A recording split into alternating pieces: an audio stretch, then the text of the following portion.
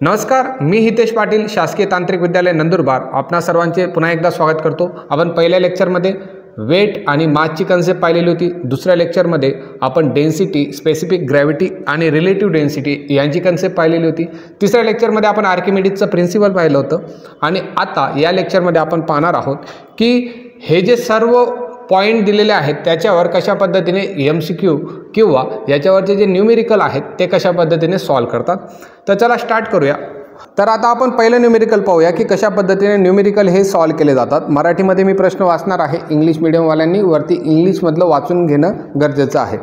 एका आयताकृती स्टील प्लेटचे परिमाण म्हणजे एक आयताकृती प्लेट तुम्हाला दिलेली आहे आणि तिचे परिमाण तुम्हाला दिलेले आहेत, म्हणजे त्याची मापं दिलेले आहेत। ते किती दिले आहेत? 220, 330 आणि 15 आणि हे तिघी मापं कशामध्ये आहेत? ते MM मध्ये आहेत। फिगरमध्ये तुम्हाला ही फिगर दिसत असेल, हिचे मापं तुम्हाला ते सांगत आहेत।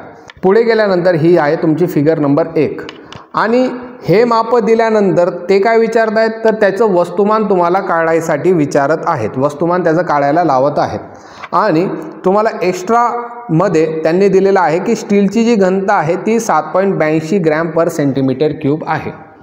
तर सर्वात प्रथम तुम्ही काय करा, सर्वात प्रथम तुम्ही जे मापं दिलेले आहेत ते लिहून घ्या की कोणकोणत्या गोष्टी तुम्हाला दिलेल्या आहेत। त्याला मी हेडिंग देतो। पहिली स्टेप आपली येणार आहे ती म्हणजे गिवन लिहिणं। हिला मी स्टेप नंबर 1 देतो। स्टेप 1 मध्ये जे गिवन आहे ते आपण लिहिणार आहोत। तर स्टील प्लेटचं काय दिले? स्टील प्लेटचे डायमेन्शन तुम्हाला दिलेले आहेत। डायमेन्शन तुम्हाला दिलेले आहेत, काय दिलेले आहेत ते? 220 गुणिले 330 गुणिले 15 हे त्याचे डायमेन्शन दिलेले आहेत आणि युनिट मेजर देताना हे सर्व डायमेन्शन त्यांचे MM मध्ये आहेत। पहिली गोष्ट क्लिअर झाली। त्याच्यानंतर अजून एक गोष्ट तुम्हाला दिलेली आहे ती म्हणजे स्टीलची घनता। डेन्सिटी ऑफ स्टील दिलेली आहे, स्टीलची घनता दिलेली आहे ती म्हणजे किती? 7.82 ग्रॅम पर सेंटीमीटर क्यूब ही तुम्हाला घनता दिलेली आहे। स्टेप 1 मध्ये आपण या दोघी गोष्टी लिहून घेतल्या। नंतर स्टेप 2 मध्ये तुम्हाला फॉर्म्युला कोणता वापरायचा आहे ते लक्षात येणं गरजेचं आहे। स्टेप 2 मध्ये कोणता फॉर्म्युला तुम्हाला अप्लाय केल्यानंतर तुम्हाला काय भेटेल ते महत्त्वाचं आहे। स्टेप 2 मध्ये आपण फॉर्म्युला पाहूया। तुम्हाला शोधायचं आहे टू फाइंड, म्हणजे तुम्हाला शोधायचं आहे, काय शोधायचं आहे? मास शोधायचा आहे, ज्याला आपण छोट्या m ने दाखवतो, छोटा m ने दाखवतो। तर माससाठी फॉर्म्युला कुठं भेटेल? तर पहिल्या लेक्चरमध्ये आपण डेन्सिटीची कन्सेप्ट शिकलेलो होतो। Density is equal to mass per unit volume, हा फॉर्म्युला तुम्हाला माहिती आहे। याच्यामध्ये पूर्ण एक्झाम्पलमध्ये गिवनमध्ये जर पाहिलं तर गिवनमध्ये तुम्हाला डेन्सिटी दिलेली आहे, ही डेन्सिटी दिलेली आहे। त्याच्यानंतर व्हॉल्यूम तुम्हाला दिलेलं आहे, हे सुद्धा दिलेलं आहे। ओके, मग या फॉर्म्युल्यावरून तुम्ही मास काढू शकतात। मग मास काढण्यासाठी काय करा, हा जो व्हॉल्यूम तुम्हाला खाली होता तो भागिले आहे, तिकडे जाताना तो काय होऊन जाईल? गुणिले होऊन जाईल आणि मासचा फॉर्म्युला तुम्हाला भेटेल व्हॉल्यूम गुणिले डेन्सिटी। सिंपल। आता बऱ्याच वेळेस तुम्ही डायरेक्ट सॉल्व करायला गेले तर तुम्हाला प्रॉब्लेम येईल। डायरेक्ट सॉल्व करायला गेले म्हणजे तुम्ही व्हॉल्यूममध्ये ह्या व्हॅल्यू टाकून दिल्या आणि डेन्सिटीमध्ये ही व्हॅल्यू टाकून दिली तर तुम्हाला प्रॉब्लेम येणार आहे। काय प्रॉब्लेम येईल? तर युनिट बॅलेन्सिंगचा प्रॉब्लेम येईल। युनिट बॅलेन्सिंग करणं याचा अर्थ, आता तुम्ही जर डेन्सिटीचं युनिट पाहिलं तर ते काय आहे? ग्रॅम पर सेंटीमीटर क्यूब आहे। इथं काय आहे? सेंटीमीटरचा क्यूब आहे आणि तुम्ही जर व्हॉल्यूम कॅल्क्युलेट केला तर तो तुमचा मिलीमीटरच्या क्यूबच्या स्वरूपात येईल। म्हणून एक तर वरचं जे दिलेलं तुम्हाला दिसतंय याला तुम्ही सेंटीमीटरमध्ये कन्वर्ट करा किंवा खालचं जे दिसतंय त्याला तुम्ही MM मध्ये कन्वर्ट करा।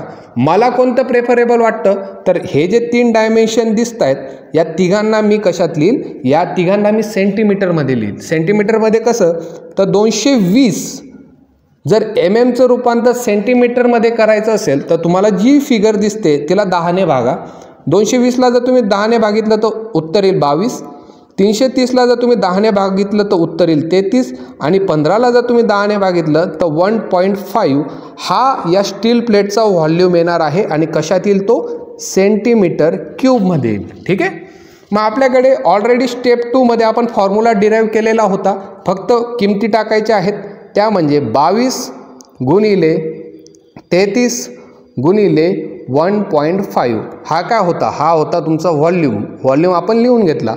आणि डेन्सिटी त्याला गुणाकार करायचे आहे, म्हणून डेन्सिटी काय होती? ती 7.82 होती. तिला 7.82 आपण लिहून घेतलं. 7.82 आपण लिहून घेतलं. मग याचा गुणाकार केल्यानंतर तुम्हाला जे उत्तर भेटेल ते येणार आहे 8515.6. आणि हे जे उत्तर भेटेल म्हणजे जे मास भेटणार आहे ते कशामध्ये भेटेल? तर ते भेटणार आहे तुम्हाला ग्रॅममध्ये. कशामध्ये? ग्रॅममध्ये भेटेल. हे तुम्हाला उत्तर ग्रॅममध्ये भेटेल.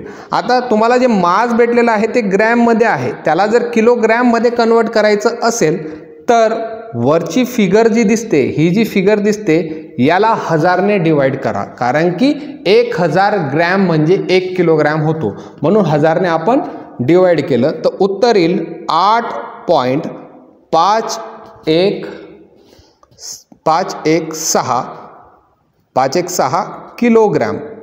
आणि तुमचं उत्तर निघेल, मास येणार आहे त्या स्टील प्लेटचं 8.516 किलोग्रॅम. हे तुमचं उत्तर येणार आहे.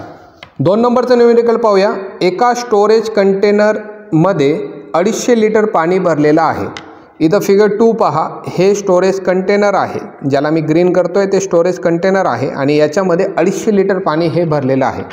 हे कंटेनर ज्या पृष्ठभागावर उभे आहे, हे जे कंटेनर दिसतंय तुम्हाला, तर ते या पृष्ठभागावर, या खालच्या पृष्ठभागावर उभे आहे. त्यावर किती वजन न्यूटनमध्ये लावेल हे तुम्हाला शोधायचं आहे. म्हणजे हे जे कंटेनर आहे, जे पाण्याने भरलेलं आहे, ते खालच्या पृष्ठभागावर किती वजन लावणार आहे ते तुम्हाला शोधायचं आहे. काय काय दिलेलं आहे? 1 लिटर ऑफ वॉटर. जे 1 लिटर ऑफ वॉटर असतं ते किती असतं? 1 kg ऑफ वॉटर असणार आहे. डेन्सिटी किती वॉटरची? 1 ग्रॅम पर सेंटीमीटर क्यूब और 1 kg पर DM क्यूब. हे तुम्हाला गिवन दिलेलं आहे. तर सर्वात आधी आपण स्टेप नंबर 1 मध्ये काय करतो? ज्या ज्या गोष्टी आपल्याला न्यूमेरिकलमध्ये दिलेल्या आहेत त्या लिहून घेतो. स्टेप 1 मध्ये आपण काय करतो?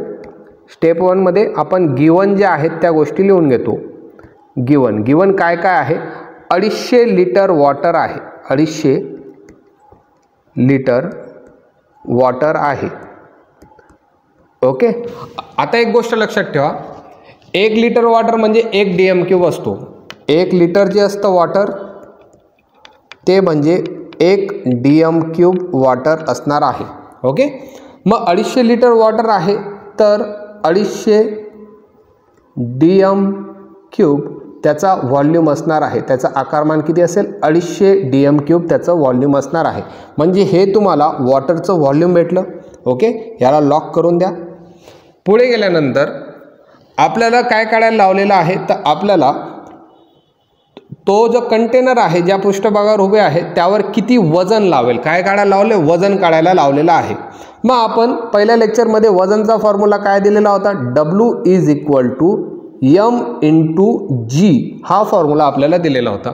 आणि मी वजन एक्सप्लेन करताना सुद्धा तुम्हाला बोलले होतो की जीची जी किंमत आहे ती तुम्हाला जर एक्झाम्पलमध्ये दिलेली नसेल तर आपण किती घेतो? 10 घेणार आहोत. किती घेणार आहोत? 10 घेणार आहोत.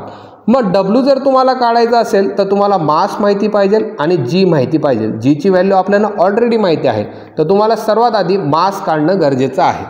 मग मास काढण्यासाठी स्टेप 2 मध्ये काय करू? मास काढण्यासाठी आपण फॉर्म्युला वापरू. माससाठी कोणता फॉर्म्युला होता? जो मागच्या न्यूमेरिकलमध्ये पाहिला. Mass is equal to volume गुणिले डेन्सिटी. सिंपल. मागच्या याच्यामध्येच आपण काढलेला होता. W जो मागचा न्यूमेरिकल होता त्याच्यातच आपण बोललो होतो mass is equal to rho into V. Okay. Volume दिलेला आहे का? हो, व्हॉल्यूम दिलेला आहे. वरती जे लॉक केलं व्हॉल्यूम दिलेलं होतं 250 व्हॉल्यूम आपल्याला दिलेला आहे. आणि डेन्सिटी ऑफ वॉटर किती असते ती सुद्धा आपल्याला न्यूमेरिकलमध्ये दिलेली आहे. डेन्सिटी दिलेली आहे ती म्हणजे 1 दिलेली आहे. कुठं दिलेली आहे? हे पहा, 1 kg पर DM क्यूब आपल्याला डेन्सिटी दिलेली आहे. ओके. 1 kg दिलेली आहे. 1 kg पर DM क्यूब तुम्हाला डेन्सिटी ही दिलेली आहे. मग 250 गुणिले 1 केल्यानंतर 250 केल्यानंतर तुम्हाला मास भेटेल ते म्हणजे 250 किलोग्राम हे तुम्हाला मास भेटणार आहे. 250 गुणिले 1 जर केलं तर मास भेटलं तुम्हाला 250 kg. तर मासची व्हॅल्यू तुम्हाला भेटली. मग तो सूत्र लिहा, W is equal to M into G. Okay, मासची व्हॅल्यू आता तुम्हाला भेटली ती म्हणजे 250 आली, 250 आली. जीची व्हॅल्यू तुम्हाला माहितीच होती ती म्हणजे 10. 250 गुणिले 10 केल्यानंतर उत्तर आलं 2500. आता W म्हणजे तुमचं वेट आहे आणि वेटचं युनिट काय असतं, वेटचं युनिट असणार आहे ते म्हणजे न्यूटन. वेटचं युनिट काय असेल, न्यूटन, आणि 2500 न्यूटन हे तुमचं उत्तर येणार आहे. एकदम सिंपल होतं, एकदम सिंपल होतं. सगळ्यात आधी काय करा, तुम्ही गिवन लिहून घ्या. गिवन लिहिल्यानंतर त्याच्यानंतर तुम्ही स्टेप 2 मध्ये मास कॅल्क्युलेट करा. हा जो फॉर्म्युला होता तो मागच्या याच्यामध्ये आपण पाहिलाच होता, जो डेन्सिटीवरून डिराईव्ह आपण केलेला होता. तिथून तुम्ही मास काढून घेतलं. मास आलं तुमचं 250 kg. 250 kg नंतर W is equal to M into G, जो वेटचा फॉर्म्युला दिलेला होता त्याच्यावरून तुम्ही 2500 न्यूटन हे काढलं. चौथा प्रश्न पाहूया. 10 किलोग्रॅम असणाऱ्या वस्तुमानावर 2 न्यूटन एवढे बल लावले. त्या बलामुळे वस्तुमानावर निर्माण होणारे त्वरण काढा. एकदम सोपा प्रश्न आहे. सर्वात आधी आपण गिवन लिहून घ्या. स्टेप 1 जी असते आपली, स्टेप 1 मध्ये आपण काय करतो, गिवन लिहितो. काय दिलेलं आहे, 10 किलोग्रॅमचं वस्तुमान दिलेलं आहे. वस्तुमानसाठी आपण M वापरतो, छोटा M किती दिलेला आहे, 10 किलोग्रॅम. त्याच्यानंतर त्या वस्तुमानावर 2 न्यूटन बल लावलेलं आहे. बल मी फक्त बल तुम्हाला वेटच्याच बाबतीत शिकवलेलं आहे, म्हणजे हे W आहे दिलेला. ओके, W घ्या, किंवा बल जर दिलेलं असेल तर फोर्स घ्या. फोर्सचं युनिटसुद्धा न्यूटनच येणार आहे. आपण फोर्स घेऊया. तर फोर्स किती आहे, तो आहे 2 न्यूटन. ओके, न्यूटनचा लॉ आहे तो सेकंड लॉ आहे, force is equal to mass into acceleration. हा न्यूटनचा सेकंड लॉ आहे. काय आहे, न्यूटनचा सेकंड लॉ. न्यूटनचा दुसरा लॉ जो आहे force is equal to mass into acceleration. तुम्हाला फोर्स दिलेला आहे, तुम्हाला मास दिलेला आहे, आणि तुम्हाला त्वरण विचारलेलं आहे म्हणजे ॲक्सेलरेशन विचारलेलं आहे. मग त्याच्यासाठी जर तुम्हाला ॲक्सिलरेशन पाहिजे असेल, हा जो तुम्हाला M दिसतोय इकडं गुणाकार करतोय, त्याला या इक्वलच्या साईनच्या तिकडं पाठवा. तिकडं गेल्यानंतर तो काय होईल, भागाकारला जाईल. म्हणजे ॲक्सिलरेशनचा फॉर्म्युला तुमचा येईल force upon mass. Okay, force तुम्हाला दिलेला होता तो म्हणजे 2 न्यूटन दिलेला आहे, तर याला लिहा 2. आणि तुम्हाला माससुद्धा दिलेला आहे ते म्हणजे 10. ते किती दिलेलं आहे, 10. 2/10 उत्तर येईल तुमचं 0.2. आणि हे ॲक्सेलरेशन आहे. ॲक्सेलरेशनचं युनिट काय असतं, मीटर पर सेकंदचा स्क्वेअर. ॲक्सेलरेशन निघालं तुमचं 0.2 मीटर पर सेकंद स्क्वेअर.